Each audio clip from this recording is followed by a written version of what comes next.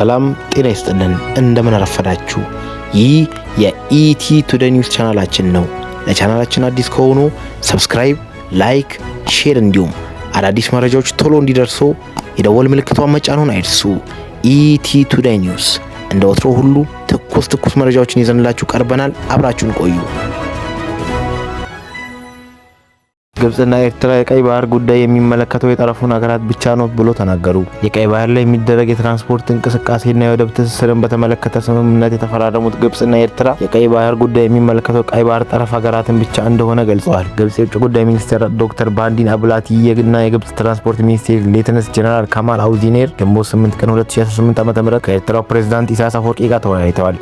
የግብጽ ውጭ ጉዳይ ሚኒስትር ዶክተር ባዲ አብደላቲ የቀይ ባህር አስተዳደር ደህንነት ጉዳይ በዋናነት የሚመለከት የቀይ ባህር አጎራባች ሀገራትን ብቻ ነው ማለታቸው መስሪያ ቤታቸው አሳውቋል።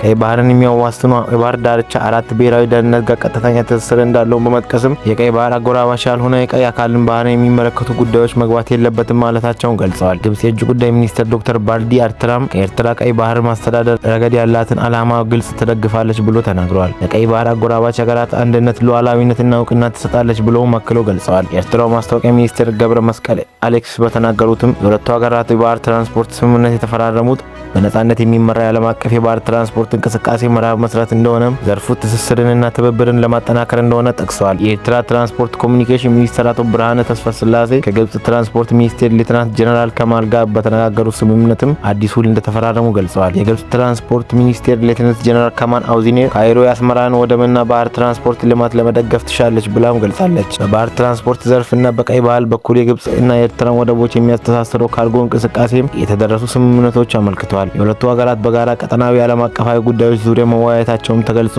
ፕሬዝዳንት ኢሳያስ ከግብጽ ጋር ባለስልጣናት ጋር ባደረጉት ውይይት መድረክ ላይም በትራንስፖርት ኢነርጂና ማዕድን ቁፋሮ ዘርፍ የተሰማሩ ግብጽ ኩባንያዎች ኃላፊዎች መገኘታቸውም ተገልጿል። የኤርትራው ማስታወቂያ ሚኒስቴር ማገር ገብረ መስቀል በአሌክሲስ በገጻቸው እንደተናገሩት ከሆነም የሁለቱ ሀገራት ባለስልጣኖች መካከል የተደረሱ ውይይቶች የጋራ ጠቀሜታ ባላቸው ቀጠናዊና የዓለም አቀፍ ጉዳዮች ዙሪያ ሁሉንም አቀፍ ሁለትዮሽ ትስስር ማሳደግ የተመለከቱ ናቸው ብሎ ገልጸዋል። ፕሬዝዳንት ኢሳያስ በኤርትራና በግብጽ መካከል ያሉትን አቀፍ ትስስር ማጠናከርና ለሁሉም ሀገራት ዜጎች የጋራ ጥቅም የሚያስከብር መሆኑን አስምረው ታል ሲሉም የማስታወቂያ ሚኒስትሩ ገልጸዋል። ኤርትራ ከግብጽ ንግድ ተቋማት ጋር የጋራ ፕሮጀክት ላይ ለመሳተፍ ዝግጁ መሆኗንም ጠቅሰው ተናግረዋል። ከኤርትራና ከግብጽ በኩል የሚወጡ መገለጫዎችም የካይሮ ባለስልጣናትን ጉብኝት ሁለቱ ሀገራት የወንድማማችነት ትስስርና ትብብር ማሳያ በማለት ነው የገለጹት። የሁለቱ ሀገራት ንግድና ምጣኔ ሀብት ትስስርን ማጠናከር እንደሚሹም አመላክተዋል።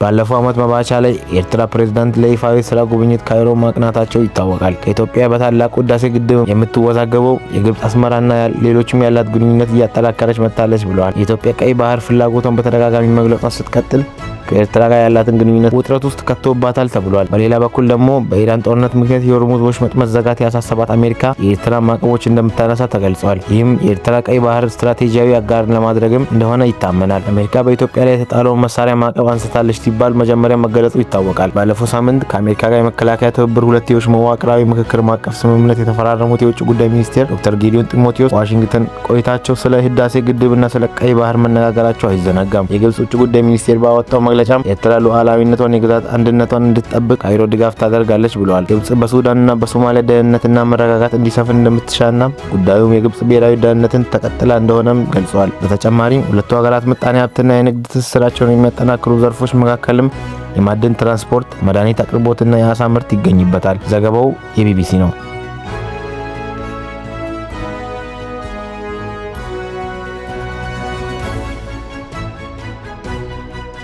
የአሜሪካው ፕሬዝዳንት ዶናልድ ትራምፕ ጊዜው የተገባደደ ነው ሲሉ ኢራንን አስጠነቀቁ።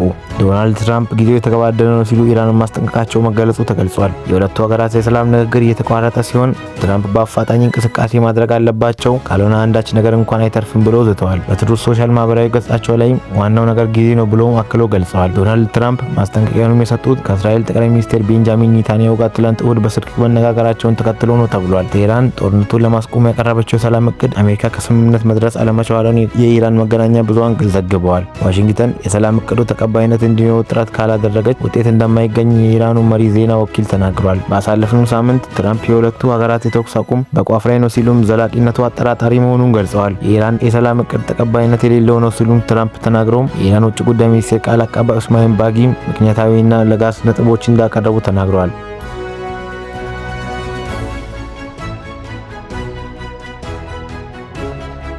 ታይዋን ግጭትን እንደማታስነሳ ሉዓላዊነትንም አሳልፋ እንደማትሰጥ ፕሬዝዳንቱ ተናገሩ።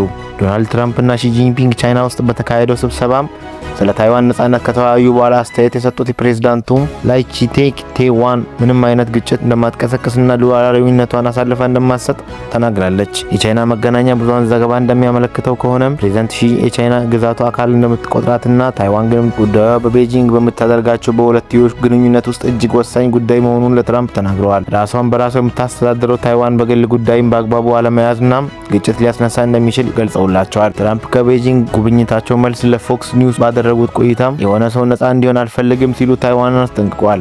የታይዋን ረጅም ጊዜ አጋር የሆነችው አሜሪካም የደሴቷ ግዛት ራሷን እንደምትከልልባትና ሌሎችን አቅሞችን የማቅረብ ግዴታ በሕግ እንደተጣለባት ተነግሯል። ትራምፕ በቃለ መጠይቃቸውም አሜሪካ ታይዋንን በተመለከተ የምትከተለው ፖሊሲ አለመቀየሩን ገልጸዋል። ከቻይና ግጭት ውስጥ መግባት እንደማይፈልጉና ሌሎችንም ግልጽ የሆኑ ነገሮችን አንስተው ማውራት እንደሚፈልጉ ተናግረዋል።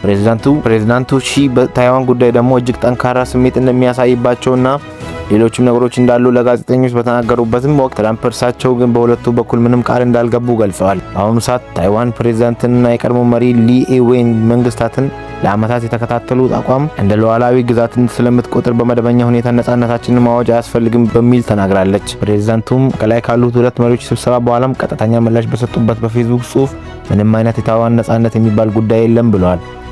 የታይዋን ቻይና ሪፐብሊክ ሉዓላዊነትና ነጻ ዲሞክራሲያዊ ሀገር ናት ሲሉም የጻፉት ፕሬዝዳንቱም ታይዋን ወደፊት እጣ ፋንታው የመላው የታይዋን ሕዝብ ፍላጎትን የተከተለ መሆን አለበት ብሎ ተናግሯል። ታይዋን ውስጥ አብዛኛው ሕዝብ ራሱን የሚቆጣጠረው እንደ ሉዓላዊነት ሀገር ነው ሲሉም ራሳቸውን በዛ እንደሚቆጥሩ ተናግረዋል።